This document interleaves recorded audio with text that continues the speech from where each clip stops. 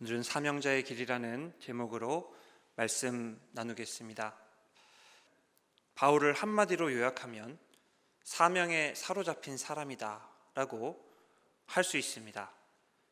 그 사명이 바울을 다스렸고 그 사명에 이끌려 바울은 살아갔습니다. 그리고 그 사명을 자신의 목숨보다도 더 귀히 여겼습니다. 사도 바울은 이야기합니다. 오직 성령이 각성해서 내게 증언하여 결박과 환난이 나를 기다린다 하시나 내가 달려갈 길과 주 예수께 받은 사명 곧 하나님의 은혜의 복음을 증언하는 일을 마치려 하면은 나의 생명조차 조금도 귀한 것으로 여기지 아니하노라. 비록 환난과 고난이 내 앞에 있다 할지라도 예수께 받은 사명, 즉 복음을 전하는 그 사명을 감당하기 위해서 내 목숨까지도 아끼지 아니하리라. 바울은 이렇게 강력한 사명 의식을 가지고 있었습니다. 바울이 가지고 있었던 이 사명 의식은 몇몇 사람에게만 주시는 특별한 사건이 아닙니다. 사명은 모든 사람에게 주어진 각자의 삶의 목적을 말합니다. 그렇기 때문에 우리는 사명을 받은 사람과 사명을 받지 않은 사람으로 세상을 나누는 것이 아니라 사명을 깨달은 사람과 사명을 깨닫지 못한 사람으로 나누어야 합니다. 우리 모두는 삶의 목적이 있으며 그렇기에 우리 모두는 사명자이기 때문입니다. 오늘 우리는 로마로 향하는 바울의 모습을 보면서 무엇이 사명을 감당하는 자의 마땅한 태도인가, 무엇이 사명자의 길인가에 대해서 함께 알아보려 합니다. 사명을 감당하는 첫 번째 태도는 하나님께 순종하라는 것입니다. 하나님께 순종하라. 하나님은 순종을 통해 사명을 감당하게 하십니다. 로마로 향하는 사도 바울은 자유인이 아닌 죄수의 신분이었습니다. 그는 자신을 호송하는 아구스도대의 백부장 율리오에 의해서 끌려가는 처지에 불과했습니다. 그러나 바울은 죄수처럼 수동적으로 끌려가지 않았습니다. 마치 선교여행을 떠나는 사람처럼 능동적이고 주체적으로 행동하며 여행했습니다. 사람들을 만났고 복음을 전했으며 믿음을 권면하였습니다. 이것은 바울이 자신의 사명을 분명하게 깨닫고 있기 때문에 가능한 일이었습니다. 분명한 사명의식이 있는 사람은 마치 돋보기로 잘 모은 빛과 같아서 힘과 능력이 나타납니다. 그래서 태도가 분명하고 확실하며 당당합니다. 바울은 분명한 사명자였습니다. 하나님께서 바울에게 주신 사명이 이와 같습니다. 그날 밤에 주께서 바울 곁에 서서 이르시되 담대하라. 내가 예루살렘에서 나의 일을 증언한 것 같이 로마에서도 증언하여야 하리라. 로마에까지 가서 많은 사람들에게 복음을 전하는 것, 그것이 선교 중에 주께서 바울에게 주신 사명이었다라는 것입니다. 바울은 자신이 가는 길이 결코 형통한 길이 아님을 알고 있었습니다. 복음 전도의 사명 끝에 십자가와 죽음이 있음을 누구보다도 잘 알고 있었습니다. 그러나 그는 오히려 재판 중에 가이사에게 상소함으로 로마에 가리라는 주님의 말씀에 순종하였습니다. 로마로 떠나기 전에 바울을 신문하였던 아그리빠는 바울에 대해 이렇게 이야기합니다. 이 사람이 만일 가이사에게 상소하지 아니하였더라면 석방될 수 있을 뻔하였다 하니라. 만일 상소하지 않았더라면 바울은 자유의 몸이 될 수가 있었습니다. 그럼에도 불구하고 가이사에게 상소함으로 인하여서 고난의 길을 걸었고 그렇게 로마로 가는 길을 열었습니다. 그것이 하나님께 순종하는 길이고 자신에게 사명을 주신 예수 그리스도의 말씀을 따르는 길이었기 때문입니다. 이러한 순종의 마음으로 바울은 27장에서 로마로 향하는 길을 걸어가고 있는 것입니다. 순종은 우리가 하나님께 드릴 수 있는 최고의 선물입니다. 순종이 제사보다 낫고 듣는 것이 숫 양의 기름보다 나으니라 라고 이야기하였습니다. 순종의 마음 없이 100번 예배드리는 것보다 삶 속에서 하나님께 온전한 순종 한번 올려드리는 것이 하나님을 더욱 기쁘시게 할 수 있다라는 것입니다. 또 순종은 하나님께도 기쁨이 되지만 인간에게 있어서도 지혜로운 선택입니다. 하나님은 우리를 창조하신 나와 내 인생의 설계자입니다. 그렇기 때문에 하나님께서 나를 향하신 가장 좋은 길을 아신다라는 것이죠. 미국의 한 청년이 운전을 하던 중 차가 고장이 나게 되었습니다. 아무리 차를 고치려 해도 고칠 수가 없었습니다. 그러던 중 한 노인이 옆을 지나가다가 그 상황을 물끄러미 지켜보면서 내가 당신을 도와주겠노라 이야기합니다. 그러나 늙은 노인이 나를 어떻게 도와주겠어? 라고 생각한 이 젊은 청년은 노인의 도움을 거절합니다. 그러나 결국 차를 고치지 못한 청년은 노인에게 도움을 청할 수밖에 없었고 결국 노인은 5분도 채 되지 않아 차를 고쳐주었습니다. 이것을 이상하게 여긴 청년이 노인에게 당신은 누구입니까? 물어보았고 노인은 대답합니다. 내 이름은 헨리 포드라고 합니다. 이 차를 설계하고 만든 사람입니다. 그렇습니다. 설계자가 자기 물건을 누구보다도 잘 아는 것처럼 우리의 창조주이신 하나님께서 우리를 누구보다도 잘 알고 계십니다. 그러하기 때문에 나를 위한 최고의 길, 최선의 길도 알고 계시다라는 것이죠. 그런 하나님의 말씀에 순종하는 것이 가장 큰 지혜인 줄로 믿습니다. 그러므로 사명을 감당할 때에도 나를 지으신 하나님, 나를 누구보다도 잘 아시는 하나님, 그래서 나에게 가장 맞는 사명을 주신 그 하나님의 말씀에 순종하는 것은 너무나도 당연한 것입니다. 사명을 감당하는 두 번째 태도는 상식과 이성으로 사명을 감당하라는 것입니다. 상식과 이성으로 사명을 감당하라. 하나님은 우리의 상식과 이성을 통해 우리에게 주신 그 사명을 감당하게 하십니다. 물론 하나님께서는 당신의 사명을 감당하는 사람들에게 특별한 환상이나 계시로 말씀하실 때도 있습니다. 혹은 초월적인 능력과 기적을 통해서 우리를 도우실 때도 있습니다. 그것은 우리가 경험하는 특별한 하나님의 은혜입니다. 그러나 더 많은 경우에 하나님은 우리가 가진 상식과 이성을 통해서 하나님의 사명을 감당하게 하십니다. 상식과 이성은 신앙적인 것과 반대되는 세상적인 개념이 아닙니다. 이 또한 하나님이 주신 달란트이고 지극히 상식적인 것이 지극히 신앙적인 것입니다. 오늘 말씀에서 바울은 자신의 상식과 이성으로 사명의 길을 걸어가고 있습니다. 9절에서 이야기합니다.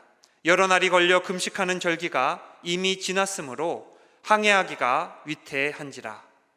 바울이 그들을 권하여 말하되 여러분이여 내가 보니 이번 항해가 하물과 배만 아니라 우리 생명에도 타격과 많은 손해를 끼치리라 하되.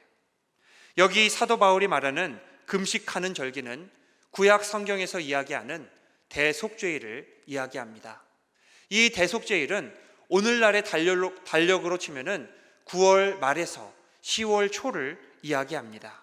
그리고 이 시기는 지중해를 항해하기가 매우 위험한 시기이고 항해를 중단하는 것이 당시로도 상식이었다라는 것이죠.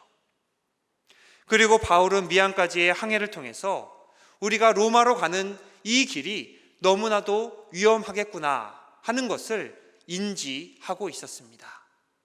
그러니까 9절과 10절 말씀에서 지금 사도 바울이 사람들에게 권면하는 것은 영적이고 신앙적인 권면이 아니라 이성적이고 상식적인 권면이었다라는 것입니다. 사명을 감당하는 우리의 영성은 현실과 동떨어진 허무맹랑한 영성이어서는 안 됩니다. 철저하게 현실에 뿌리 내린 이성적이고 상식적인 영성이어야 합니다. 물론 그것이 우리의 상식을 뛰어넘어 역사하시는 하나님의 전능하심과 역사하심까지 제한해서는 안 됩니다. 우리는 하나님이 전능하신 하나님임을 믿어야 하고 우리의 상식을 뛰어넘어서 역사하시고 일하실 수 있는 우리를 초월하시는 하나님이심을 믿어야 한다라는 것입니다. 그러나 또한 일상의 방편을 통해 역사하시는 하나님을 이해해야 합니다. 하나님은 우리의 상식을 뛰어넘어 일하실 때도 있지만 더 많은 경우에 우리에게 주신 달란트를 통해, 우리에게 주신 이성을 통해, 우리에게 주신 양심을 통해서 당신의 뜻과 계획을 이루어 가시는 일상과 질서의 하나님이심을 우리가 분명히 알아야 한다라는 것이죠. 그것이 현실에 뿌리내린 영성이며 또한 우리가 사명을 감당하는 방식인 것입니다. 그리고 마지막으로 사명을 감당하는 세 번째 태도는 고난 속에서 하나님을 신뢰하라는 것입니다. 고난 속에서 하나님을 신뢰하라. 하나님은 고난을 극복하며 사명을 감당하게 하십니다. 하나님의 사명을 감당한다는 것은 꽃길을 걷는 것이 아닙니다. 오히려 거친 가시밭길, 힘겨운 진창길을 걷는 것과 같습니다. 그것이 예수 그리스도의 발자취를 따르는 것입니다. 예수님은 말씀하셨습니다. 인자가 온 것은 섬김을 받으려 함이 아니라 도리어 섬기려 하고 많은 목숨을 자기 목숨을 많은 사람의 대속물로 주려 함이니라. 누구든지 나를 따라오려거든 자기를 부인하고 자기 십자가를 지고 나를 따를 것이니라. 예수 그리스도를 따른다는 것이 무엇입니까? 우리를 위하여 십자가에 달려 죽으신 대속의 제물이 되신 예수 그리스도를 따르는 것입니다. 그 예수 그리스도를 기억하면서 나도 그 예수 그리스도께서 가신 자기 부인과 자기 십자가의 길을 따라가는 것입니다. 그 길을 따라가면서 예수 그리스도의 남은 고난을 자기 육체에 채우는 것입니다. 그러므로 사명자의 길은 고될 수밖에 없고 십자가의 길일 수밖에 없습니다. 사도 바울도 결코 예수 그리스도의 사명을 감당하며 꽃길을 걷지 않았습니다. 늘 사람들에게 시기와 질투를 당하였고 돌로 맞아 죽을 뻔한 적도 있었으며 40에서 하나 감한매를 맞았으며 태장을 당하여서 죽을 뻔한 위기에 처할 때도 많이 있었습니다. 특히 오늘 말씀에서 사도 바울은 유라굴로라는 태풍을 만나서 죽을 수도 있는 위기를 겪고 있습니다.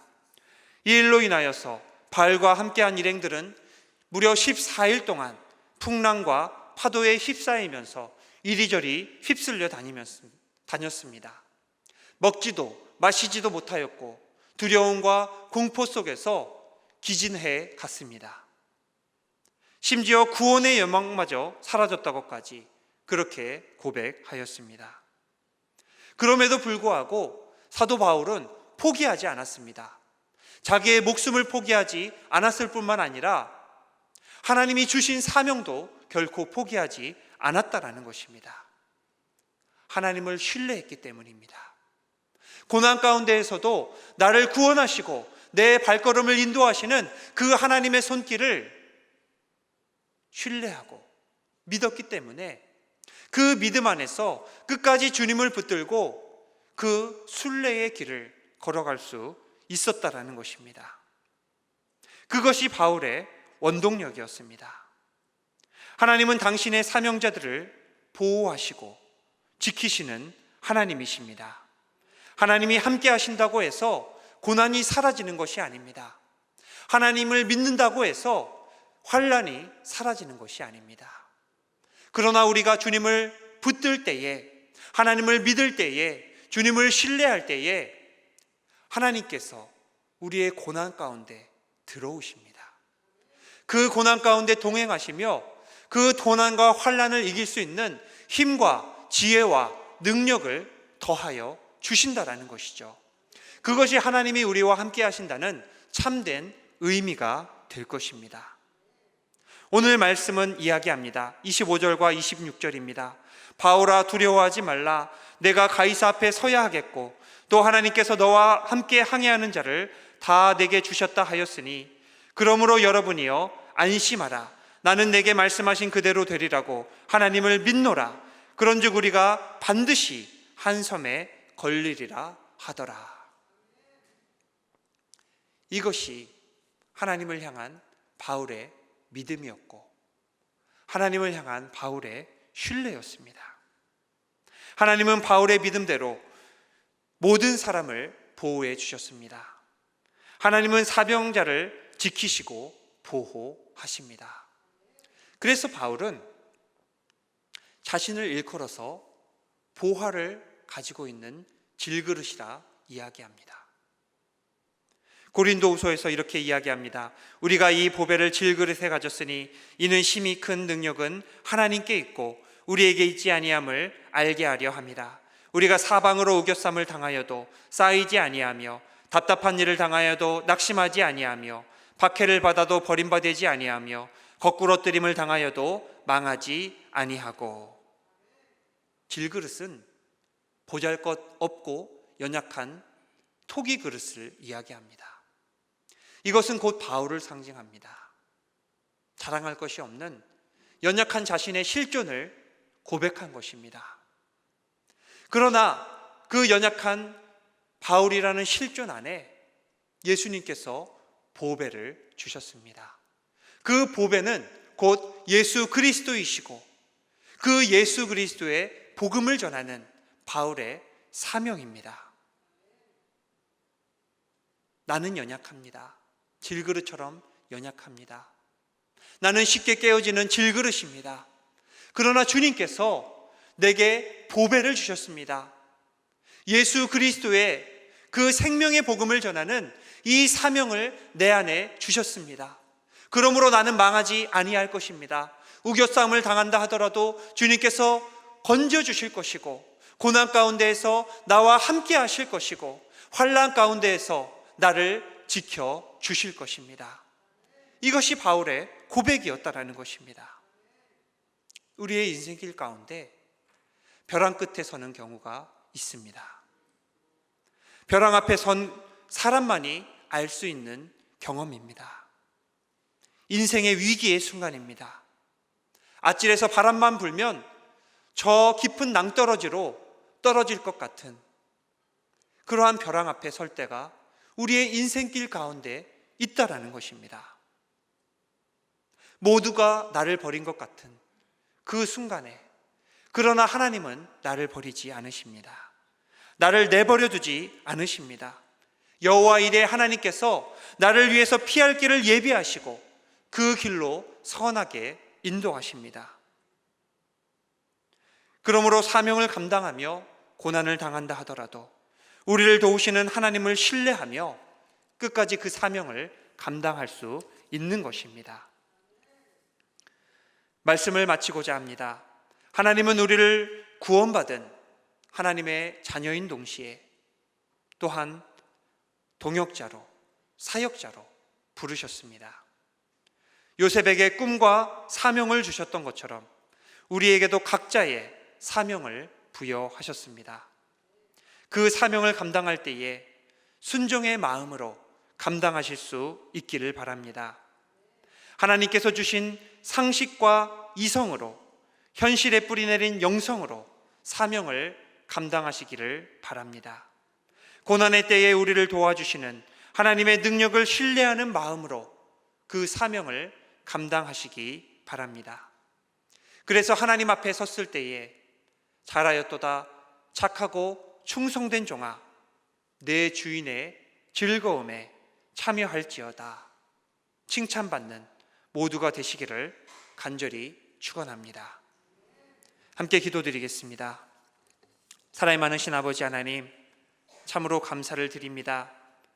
주님이 주신 귀한 사명을 감당하는 사명자들이 되게 하여 주시옵소서. 말씀을 통하여 우리에게 주신 사명을 감당하는 모범의 본을 기억하며 하나님께 영광 돌리는 저희 모두가 되게 하옵소서. 예수님의 이름으로 기도하옵나이다. 아멘.